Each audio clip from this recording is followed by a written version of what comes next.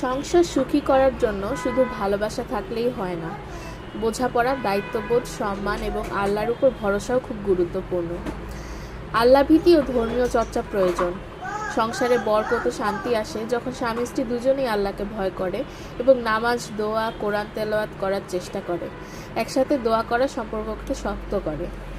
স্বামী স্ত্রী একে অপরকে সম্মান করলে সম্পর্ক সুন্দর থাকে। ছোট করে কথা বলা, অপমান করা বা তুলনা করা সংসারে অশান্তি আনে। মন খারাপ হলে চুপ না থেকে সুন্দরভাবে কথা বলা উচিত। ভুল বোঝাবুঝি দূর করতে নিয়মিত কথা বলা খুব দরকার। ব্যস্ততার মাঝেও স্বামী স্ত্রী একে অপরকে সময় দিলে সম্পর্ক গভীর হয়। একসাথে হাঁটা, গল্প করা, খাওয়া বা কোনো কাজ করা। মানুষ ভুল করবেই। ছোট ছোট ভুল ক্ষমা করতে শিখলে বড় ঝগড়া এড়ানো যায়। একজন আরেকজনের ভালো কাজের জন্য ধন্যবাদ দেওয়া বা প্রশংসা করা সম্পর্ককে মধুর করে।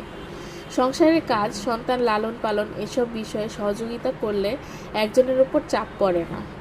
বাড়িতে ঝগড়া, অভিযোগ বা নেতিবাচক কথা কমিয়ে হাসি, আনন্দ ও ভালো কথা বাড়ানো দরকার। সুখী সংসার হঠাৎ করে তৈরি হয় না।